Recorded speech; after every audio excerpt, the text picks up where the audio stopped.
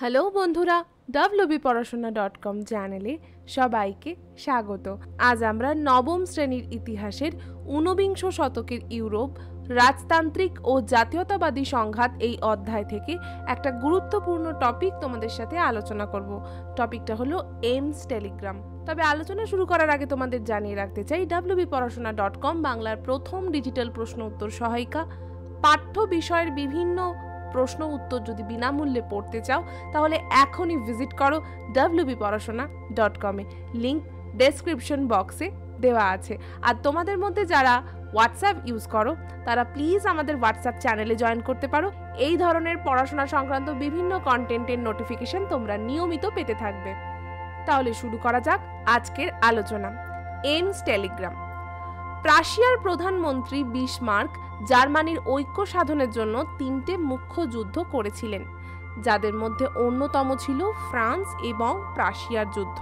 1870 খ্রিস্টাব্দের 13 জুলাই এমস নামক একটি স্থানে প্রাশিয়ার রাজা প্রথম উইলিয়ামের কাছে ফরাসি দূত কাউন্ট বেনিদিতি সাক্ষাৎ করেন এবং প্রতিশ্রুতি চান যে ভবিষ্যতে হোহেনজোলার্ন রাজবংশের কেউ স্পেনের সিংহাসনের দাবি করবেন না। প্রথম উইলিয়াম রাজদূতকে কোনরূপ কথা না দিয়ে সমগ্র বিষয়টি টেলিগ্রামের মাধ্যমে প্রধানমন্ত্রী বিসমার্ককে জানান। এর ফলে প্রাশিয়ার প্রধানমন্ত্রী কূটনীতিবিদ বিসমার্কের সামনে অযাচিতভাবে একটি সুযোগ চলে আসে। এরপর কি হয়? এই বিসমার্ক ওই টেলিগ্রামের কিছু অংশ বাদ দিয়ে তার সংবাদপত্রে প্রকাশ করেন। সংবাদটি এমনভাবে প্রকাশিত হয় যে ফরাসিরা মনে করেন যে ফরাসি রাজদূতকে প্রাশিয়ার রাজা অপমান করেছেন। মানে বিষয়টা কিরকম অন্যদিকে চলে গেল। এই বিষয়টি ফ্রান্সে প্রাশিয়ার বিরুদ্ধে জনমত গড়ে উঠতে সাহায্য করে। সামান্য একটা ভুল বোঝাবুঝিতে একটা বড় আন্দোলনের আকার নিচ্ছে এবং অবশেষে যুদ্ধের দিকে বিষয়টা এগিয়ে যায়। ইতিহাসে এই ঘটনাই এমস টেলিগ্রাম নামে খ্যাত। ছোট প্রশ্ন, অতি সংক্ষিপ্ত প্রশ্ন বা এই ধরনের টিকা কিন্তু তোমাদের আসতেই পারে। ভীষণ ইম্পর্টেন্ট প্রশ্ন, ভালোভাবে উত্তরটা লিখো। তবে আলোচনা শেষ করার আগে আরেকটি বিষয় তোমাদের সাথে শেয়ার করে নিতে চাই। তোমরা অনেকেই ইতিহাস ভূগোল পড়তে বিশেষ ভালোবাসো না, বা পড়লেও সেই অর্থে ভালো করে মনে রাখতে পারো না, যার জন্য কি হয়, পরীক্ষায় তোমাদের নাম্বার কমে যায়।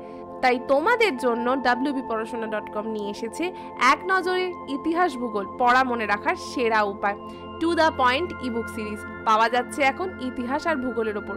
হ্যাঁ, মাত্র 30 পাতার মধ্যে আমরা গোটা সিলেবাসটাকে একত্রিত করেছি।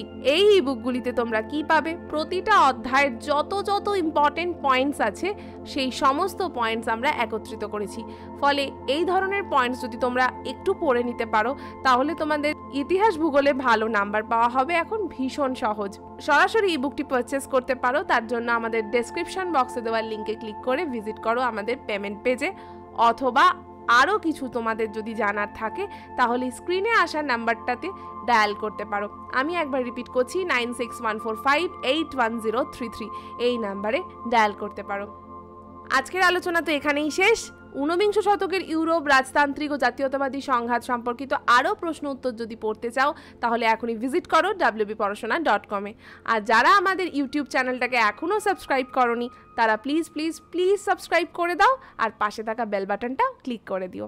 আবার দেখা হবে অন্য কোনো পর্বে।